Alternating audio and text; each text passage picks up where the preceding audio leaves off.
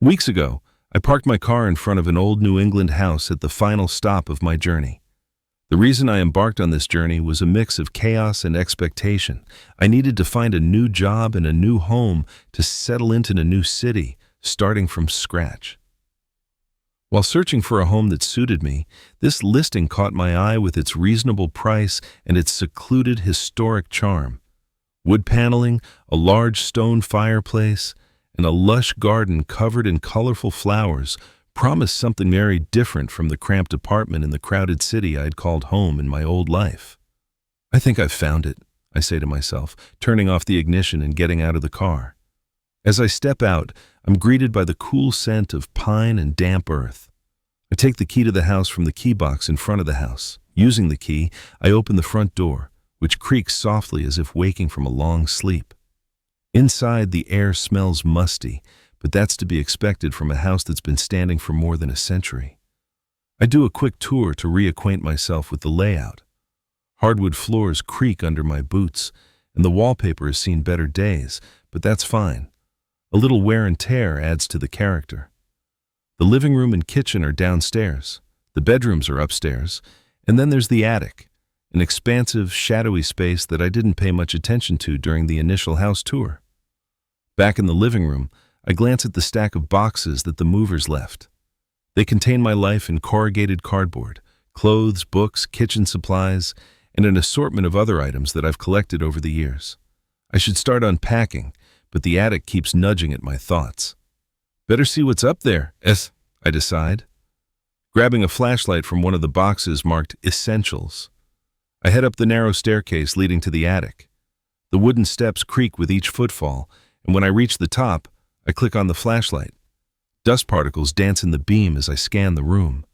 The attic is filled with an assortment of forgotten things, old furniture, suitcases, and random knickknacks. It's a storage space that time forgot, filled with items that the previous owners probably meant to sort through but never did. A sigh escapes my lips. This looks like it will be a bigger cleaning project than I'd anticipated. That's when I notice it. A dusty chest slightly hidden behind an old rocking chair. Its presence almost whispers for attention, as if it's been waiting decades for someone to discover it. I wonder what's in here, I say to myself, as I pull the chest closer, its edges frayed with age. I lift the lid.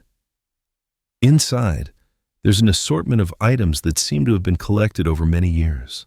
Old coins are piled in one corner, their faces worn but still discernible. A tarnished silver locket lies beside them, its clasp rusted shut. On the other side of the chest, there are yellowed letters, each one folded neatly and tied with a brown, brittle string. But what really grabs my attention is at the very bottom of the chest, a stack of leather-bound journals. Their covers are tarnished with age, but otherwise in remarkable condition. I pick one up, feeling its weight in my hands. The leather cover is textured and well-preserved despite the years. Opening it cautiously, so as not to damage the binding, I find an inscription on the first page.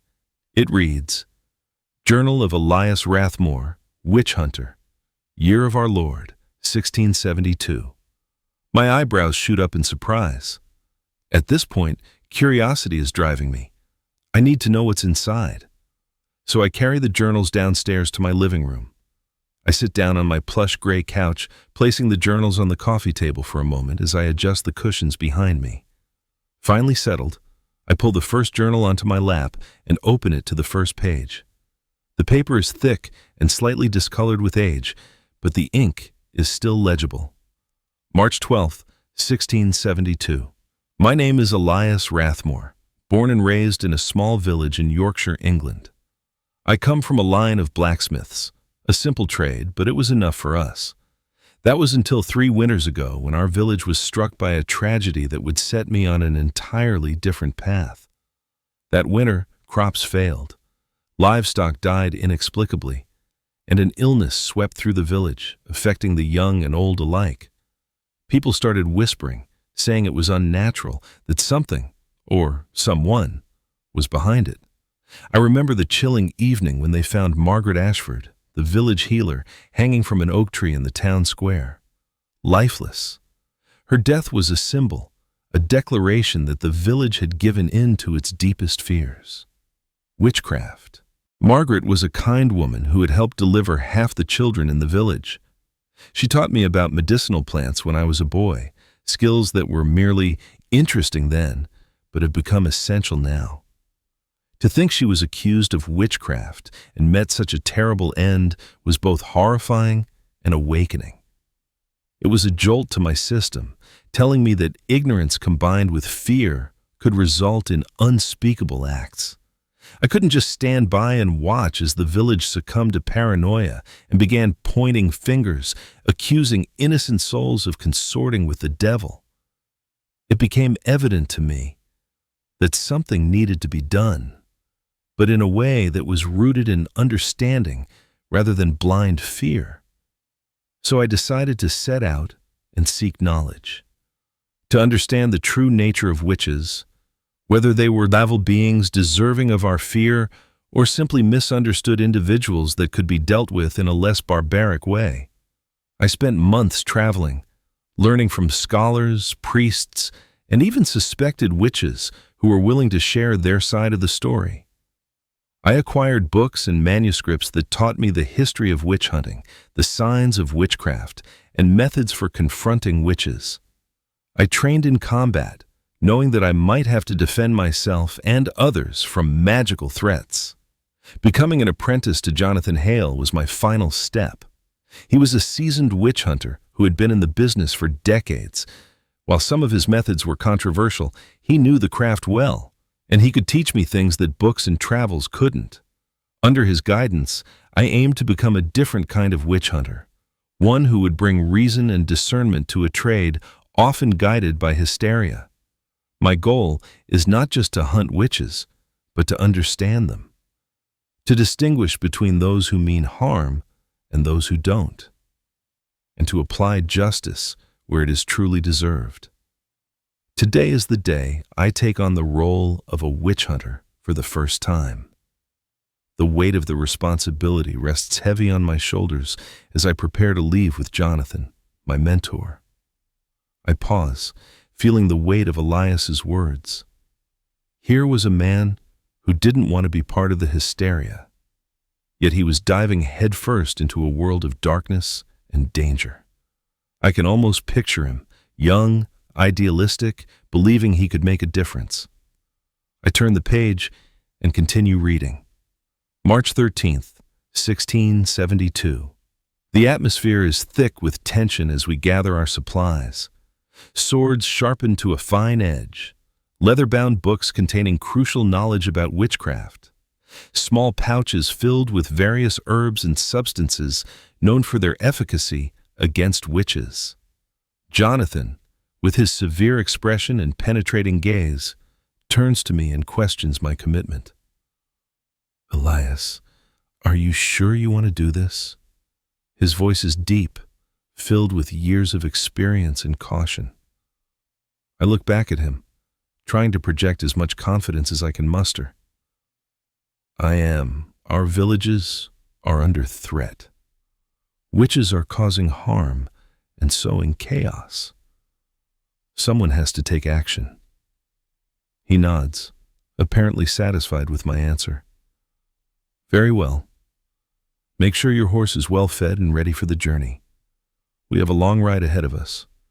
We're heading to Windermere, where there are rumors of witch activity. I ready my horse, checking the saddle and bridle. The animal senses the urgency in the air and stomps its hooves impatiently. I mount and join Jonathan, and together we ride out as the first hints of dawn break over the horizon. The sky turns from a deep navy to lighter shades of blue, signaling the start of a new day, and for me, a new life. The ride to Windermere is quiet, each of us lost in our own thoughts. Jonathan finally breaks the silence when the village comes into view, its small thatched cottages appearing innocent enough, but hiding a web of fear and rumors. Listen carefully, Elias. Once we get there, we need to gather information. We'll ask the villagers about any strange occurrences, but we must do so carefully. These people are terrified. The last thing they need is more reason to panic. I take in Jonathan's instructions, understanding the delicacy of our mission. Fear can spread like wildfire, especially in small, tight-knit communities like Windermere. A misplaced word or accusation could send the villagers into a frenzy, making our job even more difficult. Remember, Jonathan adds as we approach the village entrance, our aim is to protect these people, not to become another source of their fear. Let's go about this the right way. With that, we enter Windermere, ready to face whatever challenges lie ahead. We arrive at the village square, a focal point of community activity. Jonathan guides his horse toward a well where a group of men are engaged in conversation. They look serious, their faces lined with concern. I steer my horse in the opposite direction, toward a woman who is quickly walking with a basket full of apples. Her pace suggests she wants to get to market and back home as quickly as possible. "Good morning, ma'am," I say, offering a friendly yet respectful greeting as I dismount. "Morning," she responds, her eyes looking everywhere but at me, clearly uneasy. Aware of her nervousness, I get straight to the point. "I don't mean to alarm you, but have you noticed anything out of the ordinary recently? Anything that seems odd or unsettling?" She stops for a moment, glances around to ensure no one is within earshot, and leans in. "People are talking about witches," she whispers. "They say there are 3 of them. They've been seen near Thornhill Forest, performing rituals. That's when the storm started. Our fishing boats can't go out anymore. The waves are too violent." I give her a nod, thanking her for the information. She hurries off, likely eager to leave the topic and the square behind her. I make my way back to Jonathan, who is concluding his discussion with the men by the well. He turns toward me, his eyes searching mine for any clue of what I discovered. "Any useful information?" he asks, keen to compare notes. "Yes," I respond. "The woman I spoke to mentioned witches near Thornhill Forest. She says they're causing the storms that are battering the fishing boats." Jonathan nods, appearing neither surprised nor relieved. "Same here." The men said the same thing. If there are witches, they're likely conducting their rituals somewhere deep in the forest. Let's investigate. We guide our horses out of the square and move toward the edge of the village, where the forest begins. The trail leads us deeper into Thornhill Forest, where ancient oaks tower overhead and mist clings to the ground like ghostly fingers. It's almost midday, yet the air feels unnaturally cold. A stiff wind picks up, causing the branches to creak and groan. Jonathan dismounts and looks at me. "We should cover more ground quickly. I'll go left, you go right. Keep your sword ready and be on your guard. If you find anything, signal me immediately." I nod, unsheathing my sword from its leather scabbard. The steel glints in the scarce sunlight that manages to filter through the dense canopy of trees. As Jonathan disappears into the mist to the left, I start making my way to the right. Every sense heightened, aware that the situation could turn dangerous in an instant. The forest is eerily quiet. No birds sing, no animals rustle in the underbrush. It's as if nature itself is holding its breath. Then I hear it, a low, rhythmic chanting. The sound is faint at first, but it grows louder with each step I take. My heart races as I follow the sound, my grip tightening on the hilt of my sword. I emerge into a small clearing, and there they are, 3 figures standing in a circle around an altar. Symbols are drawn on the ground in what appears to be ash or chalk. Various ritualistic items are laid out: a dagger, candles flickering with an unnatural blue flame, and a book bound in dark leather. They're in the midst of a ritual, their voices rising and falling in an ancient language I don't recognize. Above them, dark clouds swirl in a vortex, and I can hear the distant rumble of thunder. One of them, a woman with long dark hair and eyes that seem to absorb light, suddenly stops chanting. She turns and looks directly at me, as if she's known I was there all along. "So, The witch hunter finally shows himself, she says, her voice carrying an edge of amusement.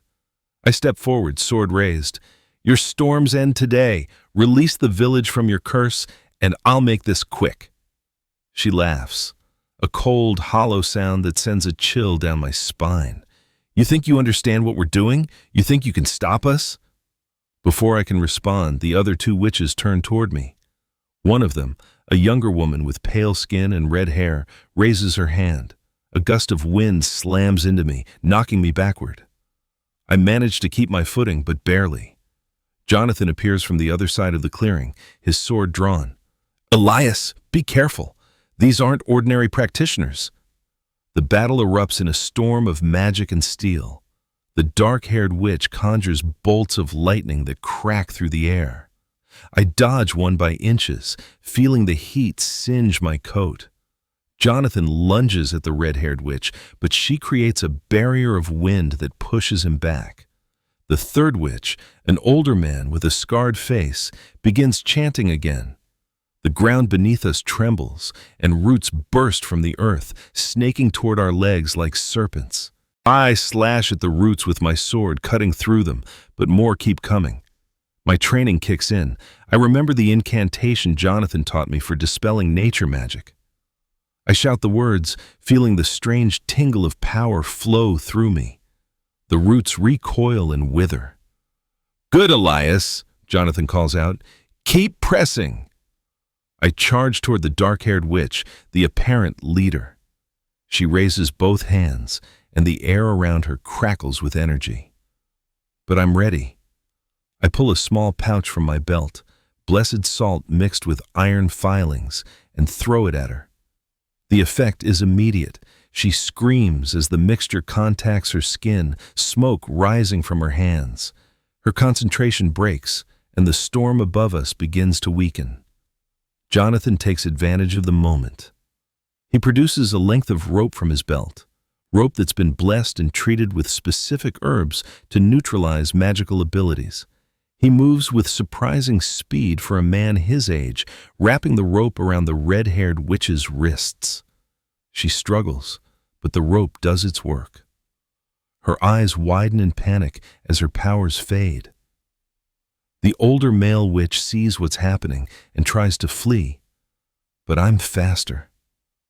I tackle him to the ground, and within moments, I have him bound with my own length of treated rope.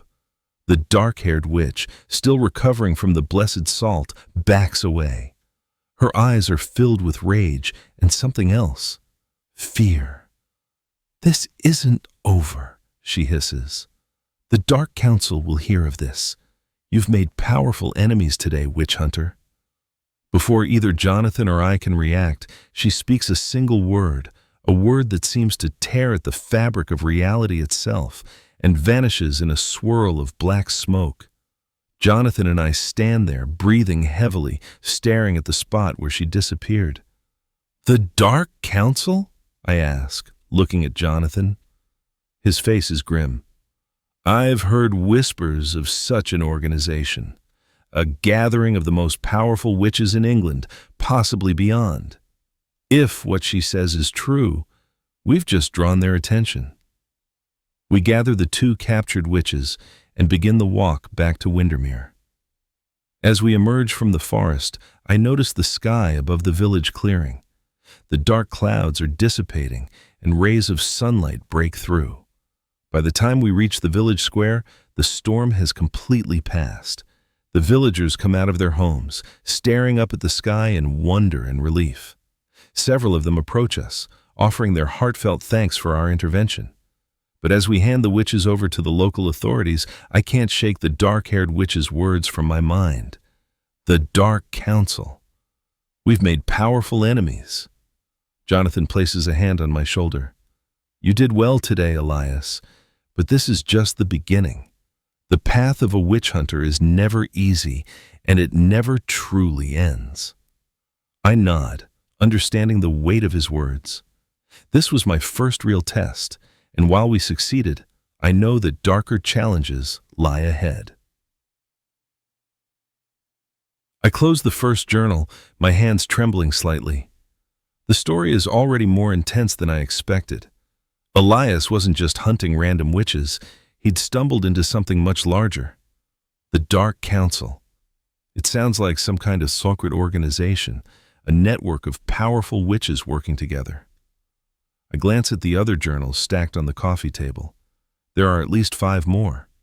Whatever happened to Elias, whatever he discovered, it's all in these pages. I pick up the second journal and open it, eager to continue. April 2nd, 1672. It has been 3 weeks since the incident at Windermere. Jonathan and I have continued our work, traveling from village to village, investigating reports of witchcraft. But I can't shake the feeling that we're being watched. Several times I've glimpsed shadows moving at the edge of my vision, only to find nothing there when I turn to look.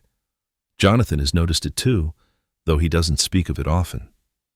The Dark Council, he told me one night as we sat by the fire, is not an enemy to be taken lightly. They have eyes everywhere, familiars, spies, even sympathizers among ordinary folk.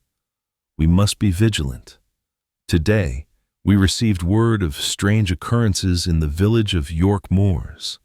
Livestock dying, crops withering overnight, and several villagers falling ill with a mysterious sickness. The local magistrate suspects witchcraft and has requested our assistance. As we ride toward York Moors, I can't help but wonder if this is connected to the Dark Council. Are they retaliating for what happened at Windermere? Or is this something else entirely? April 5th, 1672. We arrived in York Moors yesterday evening. The village is small, perhaps 50 families at most, nestled in a valley surrounded by rolling hills and moorland. The atmosphere here is oppressive. The villagers move about their daily tasks with hunched shoulders and downcast eyes. Fear hangs in the air like a fog. The magistrate, a stout man named Thomas Brigham, met us at the village inn. He wasted no time in explaining the situation. "It started a month ago," he said, his voice low and urgent. "First, the chickens stopped laying eggs. Then, the cows began to sicken and die. Now the crops are failing and people are falling ill. 3 have died already, including a child." Jonathan leaned forward, his expression serious. "Have you identified any suspects?" Brigham nodded. "There's a woman who lives on the outskirts of the village, Helena Ward. She's lived alone for years, ever since her husband died. People say she's strange, keeps to herself, talks to her cats, grows unusual plants in her garden. Some have seen her wandering the moors at night." I frowned. That doesn't necessarily mean she's a witch. Many people live solitary lives. Brigham's eyes hardened. "Perhaps. But the illness started shortly after she had a dispute with one of the villagers over land boundaries. And there's more. Several people have reported seeing strange lights near her cottage at night." Jonathan and I exchanged glances. Strange lights could be evidence of magical activity, but they could also be perfectly mundane, lanterns, reflections, even natural phenomena.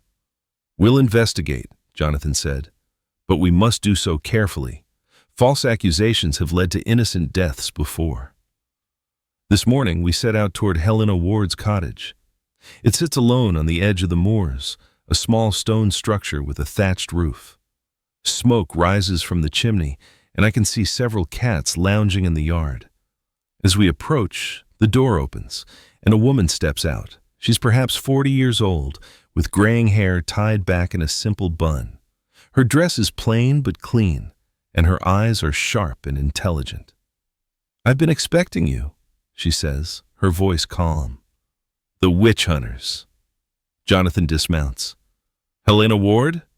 That's me. Come to burn me at the stake, have you?" "We're here to investigate reports of witchcraft," Jonathan says evenly. "If you're innocent, you have nothing to fear." Helena laughs, but there's no humor in it. "Innocent? In this village, being different is guilt enough." I dismount as well, studying her carefully. She doesn't seem frightened, which is unusual. Most people accused of witchcraft are terrified, even when innocent. "May we see your garden?" I ask. She shrugs. "Help yourselves." We walk around the cottage to the back, where a small garden grows. I recognize some of the plants: chamomile, lavender, sage, common herbs used for cooking and medicine. But there are others I don't recognize, plants with dark leaves and strange, twisted stems. Jonathan kneels down, examining one of the plants closely. "Do you know what this is, Elias?" I shake my head. "Deadly nightshade," he says quietly. "Highly poisonous, but also used in certain practices." Helena appears behind us. "I use it to make medicine for pain. In small doses, it's quite effective." "Or in larger doses, it can kill," Jonathan counters. "I'm a healer," Helena says firmly. "I help people. I don't harm them." Jonathan stands, facing her. "Then explain the illness that's gripping this village. Explain the lights seen near your cottage at night." For the first time, Helena's composure wavers. "The lights, I can explain those." "Then do so," Jonathan says. She hesitates, then sighs. "I have been practicing magic, but not the kind you think. I'm trying to heal the land. Something is poisoning the soil, killing the crops and the animals. I've been performing rituals to cleanse it." "Rituals?" I ask. "What kind of rituals?" "Old rituals, passed down through my family. My grandmother taught them to me before she died. They're meant to restore balance to nature, not harm it." Jonathan's expression is skeptical. "If you're trying to heal the land, why is the village still suffering?" "Because I'm not the cause of the problem." Helena's voice rises in frustration. "There's something else at work here, something darker. I've felt it, a malevolent presence on the moors. It's been growing stronger over the past month." I exchange a glance with Jonathan. Could she be telling the truth? Could there be another witch, one who's actually causing the harm? "Show us," Jonathan says. "Show us where you felt this presence." Helena nods. "I'll take you there. But we must go at dusk. That's when it's strongest." April 6th, 1672, last night, Helena led us out onto the moors. The sun was setting, painting the sky in shades of orange and purple. The landscape was desolate, rolling hills covered in heather and gorse, with ancient standing stones scattered across the terrain. We walked for nearly an hour before Helena stopped. "Here," she said, pointing to a cluster of standing stones arranged in a circle. "This is where I've felt it." As we approached the stones, I felt it too, a cold, oppressive energy that seemed to press down on us. The air itself felt thick, difficult to breathe. Jonathan drew his sword. "Stay alert." We entered the circle of stones, and immediately I heard it, a low, rhythmic chanting. But there was no one there. "It's an echo," Helena whispered. "A remnant of dark magic performed here." Jonathan knelt down, examining the ground. "Look at this." In the center of the circle, symbols were carved into the earth. I recognized some of them from the books I'd studied, sigils associated with curses and hexes. "Someone has been performing dark rituals here," Jonathan said grimly. "Helena is right. She's not the one causing the village's suffering." But if Helena wasn't responsible, then who was? As if in answer to my unspoken question, a figure emerged from behind one of the standing stones. It was a man, tall and gaunt, dressed in black robes. His eyes glowed with an unnatural light. "Well, well," he said, his voice smooth and mocking. "The famous Jonathan Hale and his young apprentice. The Dark Council sends its regards." My heart sank. The Dark Council. They were behind this. Jonathan raised his sword. "Who are you?" "My name is Edmund Blackwell," the man said, "and I've been tasked with sending you both a message. You interfered with our operations at Windermere. That was unwise." "Your operations?" I said, anger rising in my chest. "You're killing innocent people." "Innocent?" Edmund laughed. "No one is innocent. These villagers turned on one of their own, accusing her of witchcraft based on nothing but fear and superstition. We're simply giving them what they deserve." Helena stepped forward, her face pale but determined. You're using me as a scapegoat. You're making them think I'm responsible for their suffering. Precisely, Edmund said with a smile. And when they finally work up the courage to execute you, the Dark Council will have eliminated another potential rival. You have power, Helena, whether you realize it or not. Power that could be a threat to us. Jonathan moved with surprising speed, charging at Edmund with his sword raised. But Edmund simply raised his hand, and Jonathan was thrown backward by an invisible force. He slammed into one of the standing stones and crumpled to the ground. "Jonathan!" I shouted, starting toward him, but Edmund turned his attention to me. "You're young, idealistic. You actually believe you can make a difference, don't you?" I drew my sword, my hands shaking with a mixture of fear and rage. "I know I can." Edmund sighed. Such a waste. He raised both hands, and I felt the ground beneath me begin to tremble. Roots burst from the earth, wrapping around my legs and pulling me down. I slashed at them with my sword, but for every root I cut, 2 more took its place. Helena began chanting, her voice rising above the wind. I didn't understand the words, but I could feel their power. The roots stopped growing, and the oppressive energy around us began to dissipate. Edmund's eyes widened in surprise. "You dare oppose me?" "I'm not afraid of you," Helena said, her voice steady. Edmund's expression twisted with rage. He pointed at Helena, and a bolt of dark energy shot from his fingertips. But Helena was ready. She raised her hands, and a shimmering barrier appeared in front of her.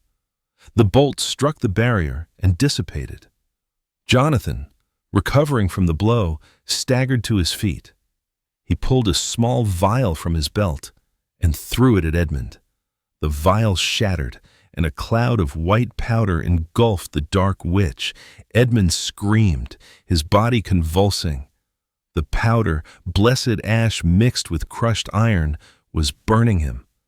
I finally managed to free myself from the roots and charge forward, my sword aimed at Edmund. But he was faster. With a single word of power, he vanished in a swirl of black smoke, just as the witch at Windermere had done. The 3 of us stood there, breathing heavily, staring at the spot where Edmund had been. "He'll be back," Jonathan said quietly. "The Dark Council doesn't forgive easily." Helena looked at us, her expression grateful but weary. "Thank you. You saved my life." "We need to get back to the village," I said. "We need to tell them the truth, that you're innocent." Jonathan nodded. "And we need to warn them that the real threat is still out there."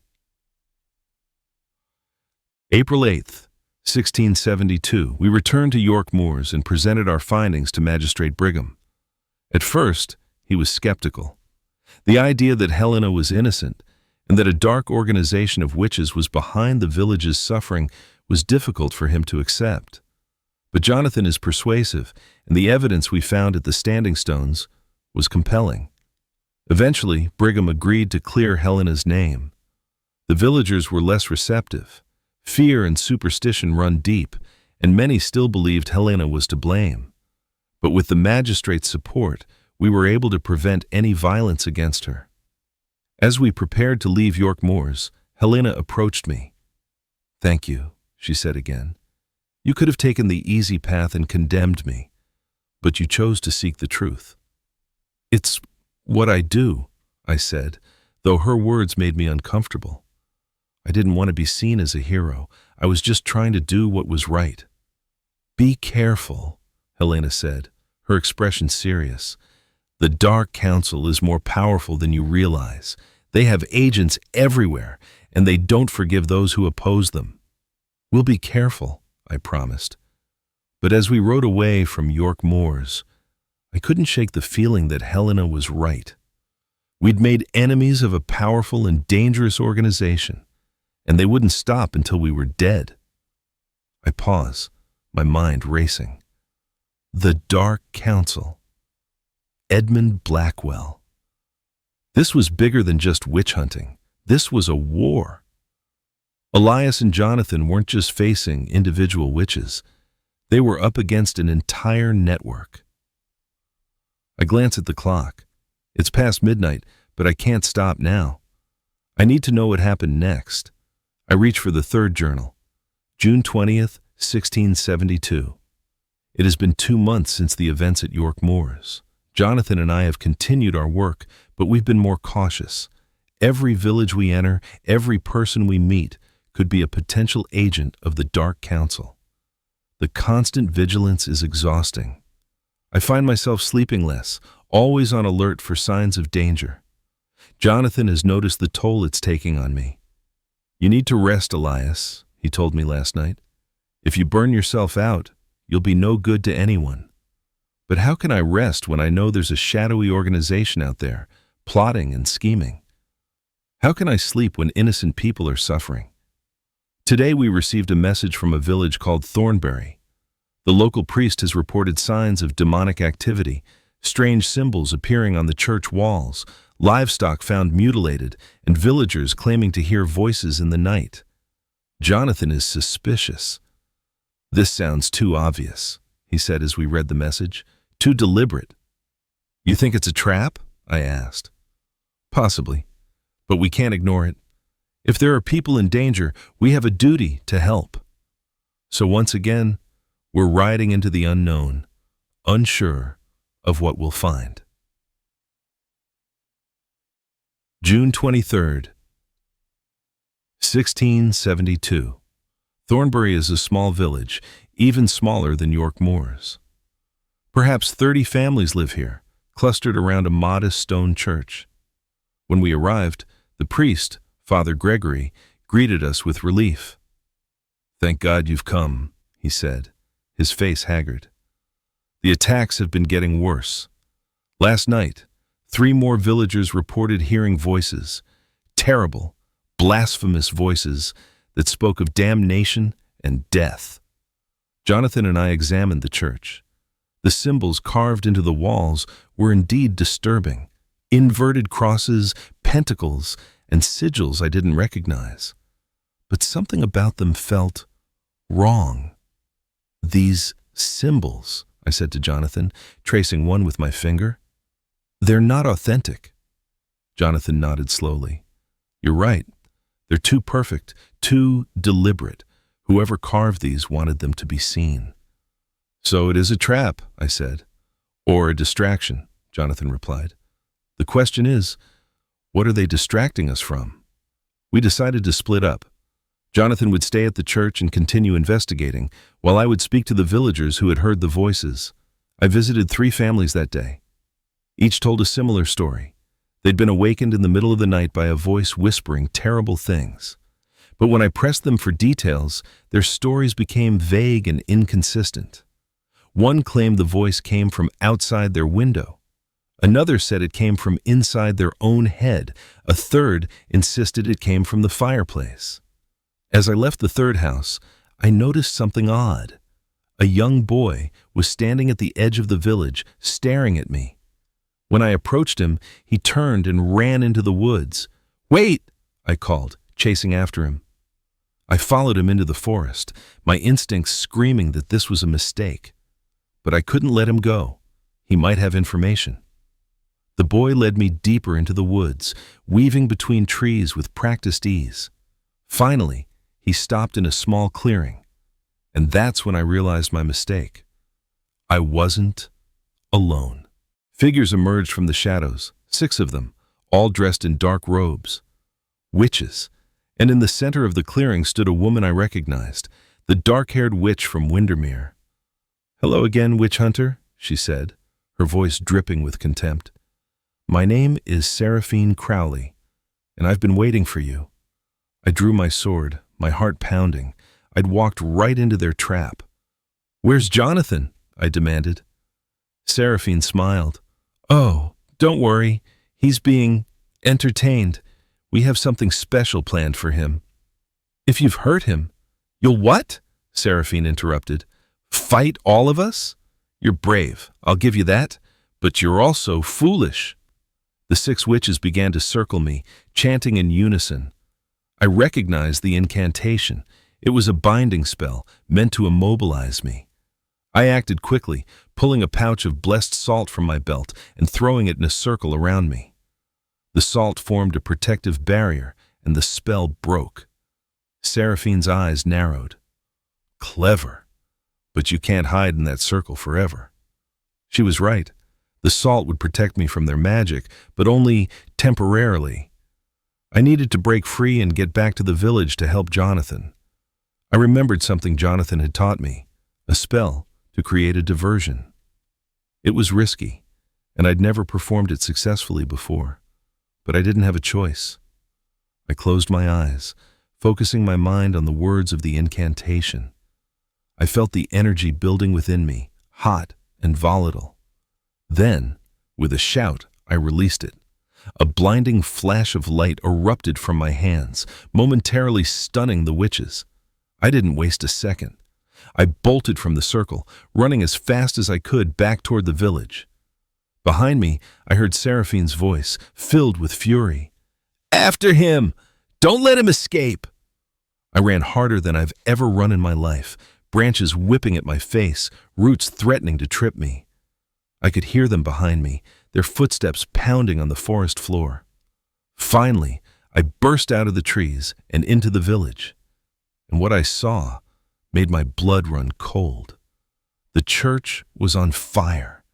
Flames engulfed the building, reaching high into the night sky.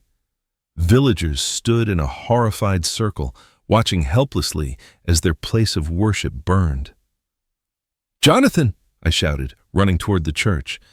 Father Gregory grabbed my arm. "He's inside." He went in to stop them, but they locked the doors. Without thinking, I charged toward the church. The heat was intense, but I didn't care. I had to save Jonathan. I kicked at the doors, but they wouldn't budge.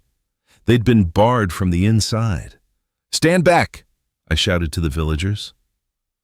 I pulled a small vial from my belt, an explosive mixture Jonathan had taught me to make.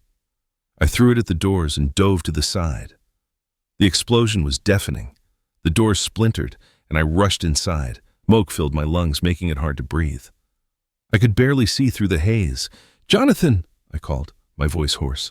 "Here!" His voice came from deeper in the church. I followed the sound and found him near the altar, fighting 3 witches. He was wounded, blood streaming from a cut on his forehead, but he was still fighting. I joined the fray, my sword clashing against magical shields. The heat was unbearable, and I knew we didn't have much time before the roof collapsed. Together, Jonathan and I managed to drive the witches back. One of them fell, struck down by Jonathan's blade. The other 2 fled through a back entrance. "We need to get out of here!" I shouted. Jonathan nodded, and we ran for the entrance. Just as we emerged, the roof gave way with a deafening crash, sending sparks and ash into the night sky. We collapsed on the ground, coughing and gasping for air. The villagers rushed to help us, bringing water and blankets. As I lay there, staring up at the stars, I realized how close we'd come to dying. The Dark Council wasn't just trying to scare us anymore. They were trying to kill us. June 25th, 1672. We stayed in Thornbury for 2 more days, helping the villagers rebuild and ensuring no more witches were hiding in the area. Father Gregory was grateful, though the loss of his church weighed heavily on him. Before we left, Jonathan and I had a long conversation. "This is escalating," he said, his tone grave. "The Dark Council is becoming bolder. They're no longer content to work in the shadows." "What do we do?" I asked. "We fight," Jonathan said simply. "But we need to be smarter. We need to understand our enemy better. We need to find out who leads the Dark Council and what their ultimate goal is." "And how do we do that?" Jonathan looked at me, his eyes serious. "We find someone who's been part of the council, someone who might be willing to talk." "You mean capture a witch and interrogate them?" "Exactly." I nodded, though the idea made me uneasy. We were crossing into dangerous territory, not just physically, but morally. How far were we willing to go to stop the Dark Council? But as I thought about the innocent people who had suffered, the villages that had been terrorized, I knew we didn't have a choice. We had to stop them, whatever the cost. I closed the third journal and reach for the fourth. My hands are shaking. Elias's story is becoming darker, more intense. He and Jonathan are no longer just hunting witches.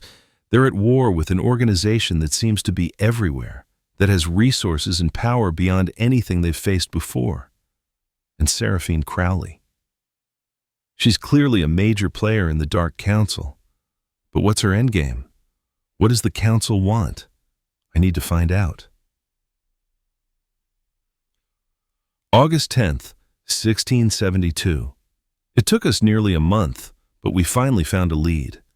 A witch named Margaret Fell, known to be a member of the Dark Council's outer circle, was spotted in the town of Ravensbrook. Jonathan and I traveled there immediately. Ravensbrook is a bustling market town, larger than the villages we've been visiting. It was easier to blend in here, to observe without being noticed. We spent 3 days tracking Margaret, learning her routines. She lived in a modest house on the outskirts of town and seemed to live a perfectly ordinary life. During the day, she worked as a seamstress. In the evenings, she would often visit the local tavern. But at night, that's when things got interesting. On the third night, we followed her as she left her house and walked into the woods outside town.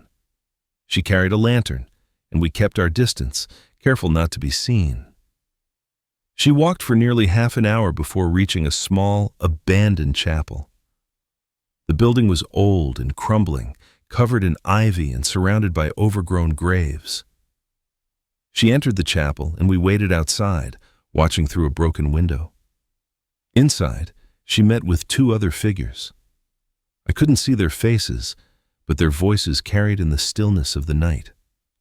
"The council is pleased with our progress," one of them said, "but we need to move faster. The witch hunters are becoming a nuisance." "We're working on it," Margaret replied. "Seraphine has a plan to deal with them." My heart quickened at the mention of Seraphine's name.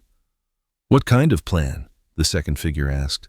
"She's going to lure them into a trap, make them think they've found the council's headquarters. When they arrive, we'll be waiting." Jonathan and I exchanged glances. This was exactly the kind of information we needed. The meeting didn't last long. After a few more minutes of discussion, the 3 witches parted ways. Margaret extinguished her lantern and began walking back toward town. We followed her, waiting for the right moment to strike. When she was far enough from town that no one would hear her scream, we made our move. Jonathan stepped out in front of her, blocking her path. I came up behind her, my sword drawn. "Margaret Fell," Jonathan said calmly. "We need to talk." Her eyes widened in fear, but she quickly composed herself. "Witch hunters, I should have known." "Come quietly and you won't be harmed," Jonathan said. But Margaret had other ideas. She raised her hands, and I felt the air around us crackle with energy. Before she could complete the spell, I tackled her to the ground. We struggled for a moment, but Jonathan was quick to bind her hands with the treated rope. Her magic dissipated, and she went limp. "Where are you taking me?" she demanded, her voice shaking. "Somewhere we can talk," Jonathan said. August 12th, 1672. We took Margaret to an abandoned farmhouse about 5 miles from Ravensbrook. It was isolated, far from prying eyes.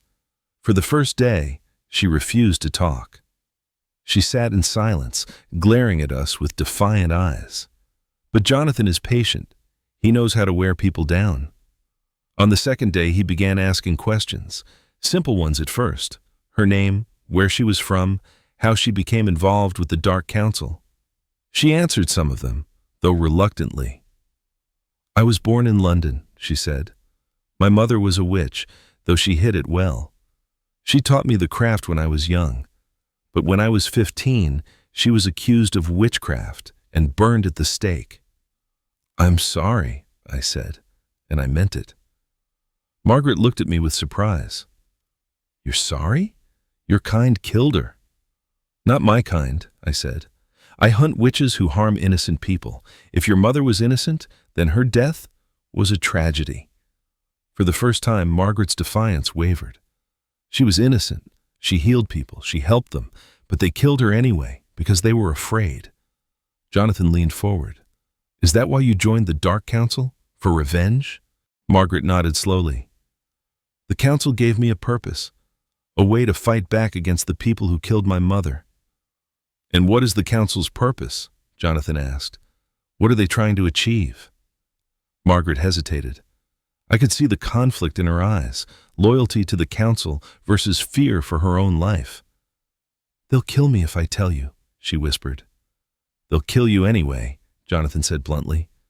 If they find out you've been captured, they'll assume you've talked. Your only chance of survival is to cooperate with us. Margaret closed her eyes, and for a long moment, she said nothing. Then, finally, she spoke.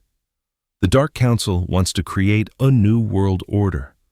A world where witches are no longer hunted, no longer feared. They believe that the only way to achieve this is through power, by demonstrating that witches are stronger than ordinary humans, that we deserve to rule.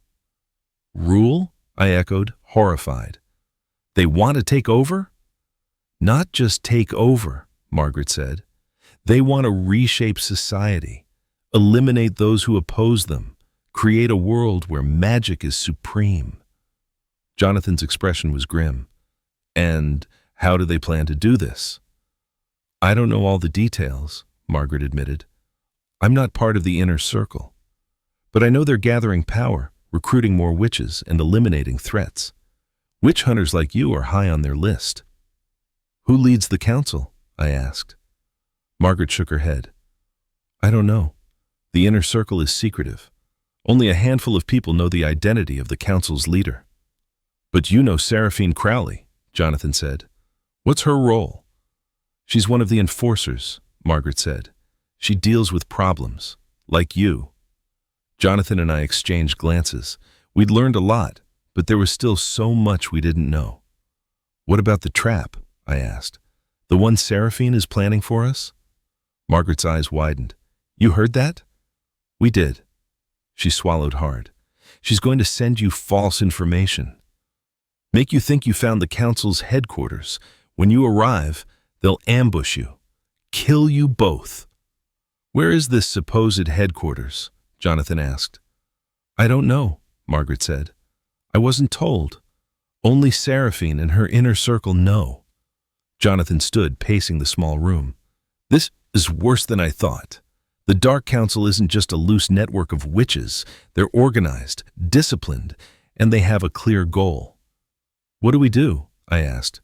We need help, Jonathan said. We can't fight the council alone. We need to warn others. Other witch hunters, the church, anyone who will listen. And what about her? I gestured to Margaret. Jonathan looked at her thoughtfully. She's been honest with us. I believe she can be redeemed. Margaret looked up, hope flickering in her eyes. You're not going to kill me? Not if you help us, Jonathan said. You know the council's methods, their tactics. You can help us fight them. Margaret was silent for a long moment. Then she nodded. I'll help you, but you have to promise me something. What? Jonathan asked. Promise me that when this is over, you'll help me find a new life, somewhere far from here, where the council can't reach me. I promise, Jonathan said. September 4th, 1672. With Margaret's help, we've begun to understand the Dark Council better. She shared information about their structure, their recruitment methods, and their safe houses. But the more we learn, the more I realize how vast this organization is. They have members in every major town and city in England, possibly beyond. They have resources, wealth, and connections that reach into the highest levels of society. Fighting them feels like fighting a shadow. No matter how many witches we capture, there are always more to take their place. Jonathan has sent letters to other witch hunters, warning them about the council. Some have responded, offering their support. Others have dismissed his warnings as paranoia. As for me, I find myself questioning everything. Margaret's story has stayed with me.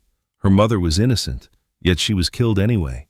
How many other innocent people have died because of fear and ignorance? Am I any different? Am I truly fighting for justice? Or am I just another cog in a machine of persecution? These doubts haunt me, especially at night when I can't sleep. But then I remember the villages that have been terrorized, the innocent people who have died at the hands of witches like Seraphine. And I know that, despite my doubts, I have to keep fighting. Because if I don't, who will? I close the fourth journal, my mind spinning.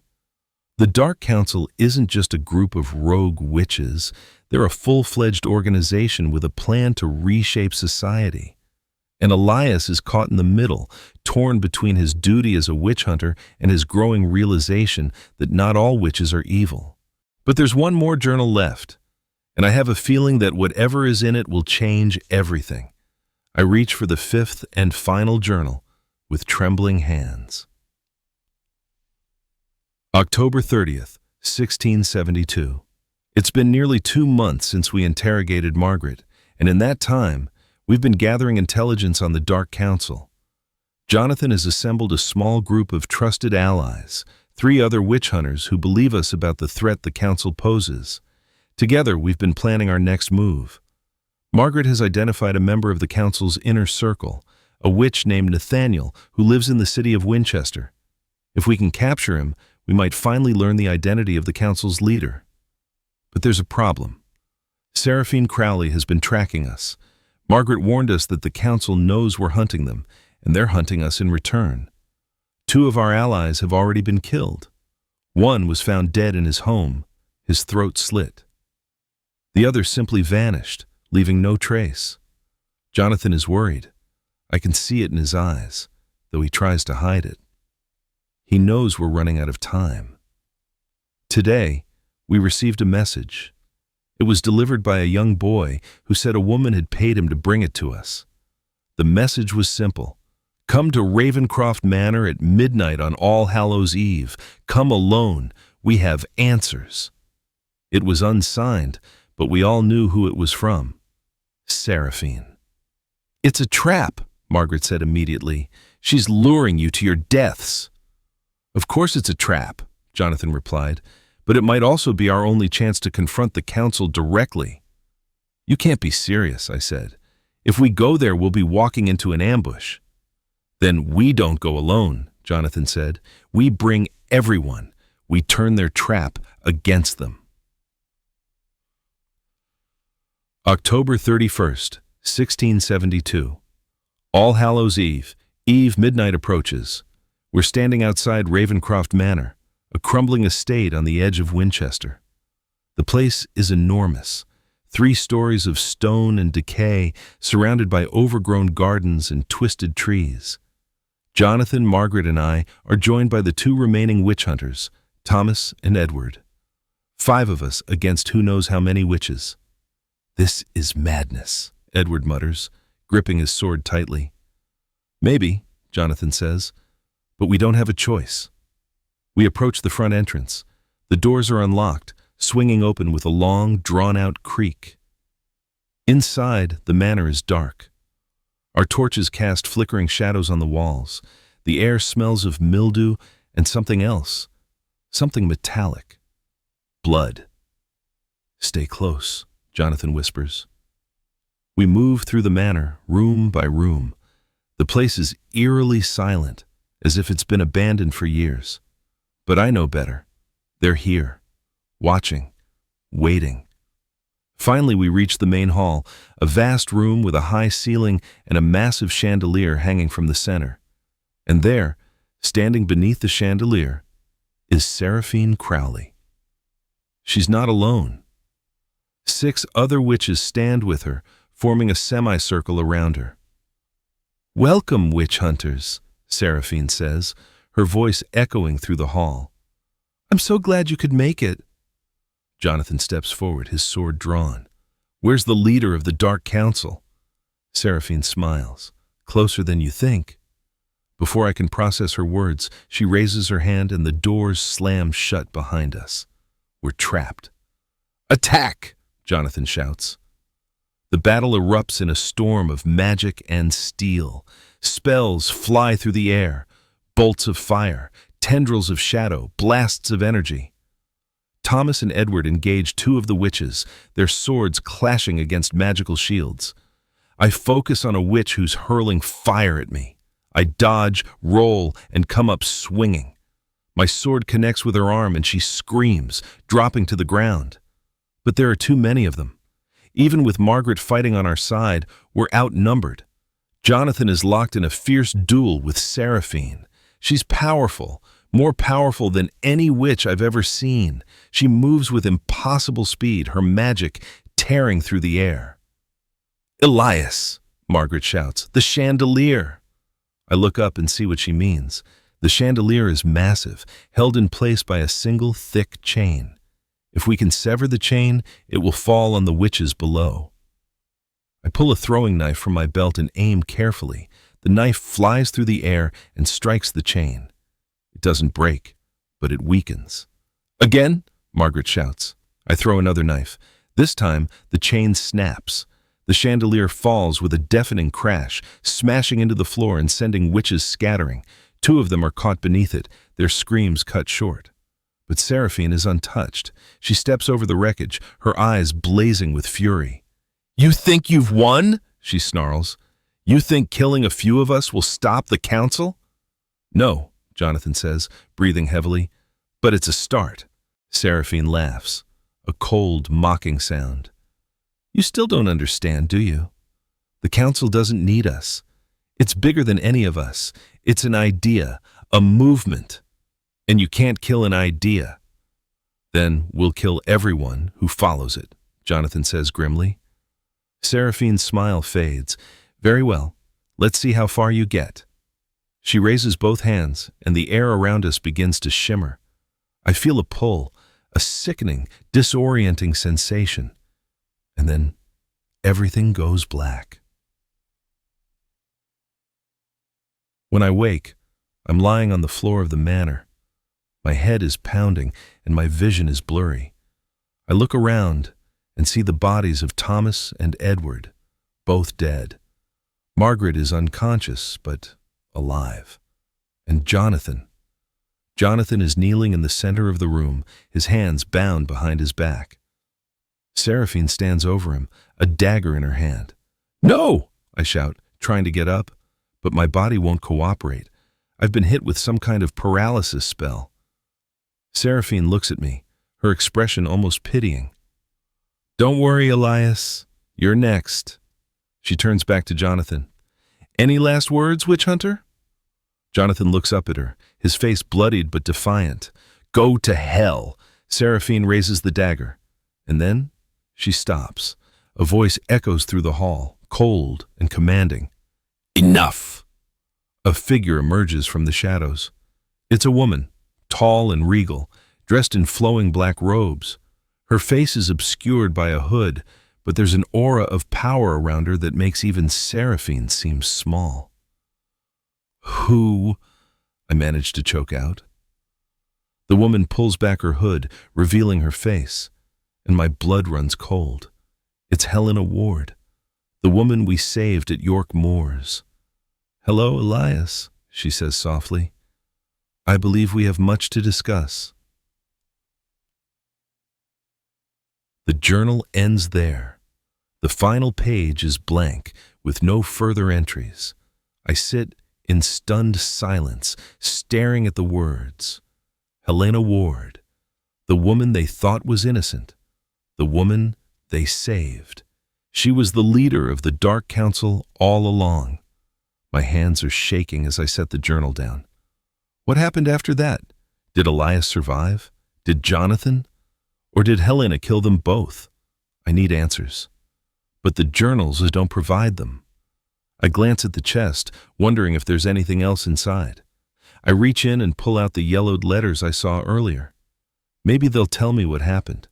But as I untie the brittle string and unfold the first letter, I freeze. It's not a letter at all. It's a note. and it's addressed to me. To whoever finds these journals, my name is Elias Rathmore, and if you're reading this, it means I failed. Helena Ward, the leader of the Dark Council, spared my life that night at Ravencroft Manor. But not out of mercy. She wanted me to carry a message, a warning. The Dark Council is real. It's vast, and it's still active. They operate in the shadows, manipulating events, sowing fear and discord. They believe that humanity is weak, that only through fear and control can order be maintained. I escaped that night. But Jonathan did not. He died fighting, as he always said he would. Margaret disappeared. I don't know if she's still alive or if the council found her. As for me, I've been in hiding for weeks. I know they're hunting me. I can feel their eyes watching, even now. I'm writing this as a warning. If you found these journals, you need to know the truth. The Dark Council is still out there, and they're more dangerous than you can imagine. Don't make the same mistake I did. Don't trust anyone. Don't think you can fight them alone. And whatever you do, don't let them find you. Elias Rathmore. November 15th, 1672. I dropped the note, my heart racing. The Dark Council is still out there. And if Elias's warning is true, they might still be active today. I look around my living room, suddenly feeling very alone. The shadows in the corners seem darker, more menacing. The creaks of the old house sound like footsteps. I tell myself it's just paranoia, that the Dark Council, if it ever existed, is long gone. That this is just a story, a piece of history with no bearing on the present, but deep down, I'm not so sure. Because as I sit here, holding Elias Rathmore's final warning in my hands, I can't shake the feeling that I'm being watched, and somewhere in the darkness outside my window, something is waiting.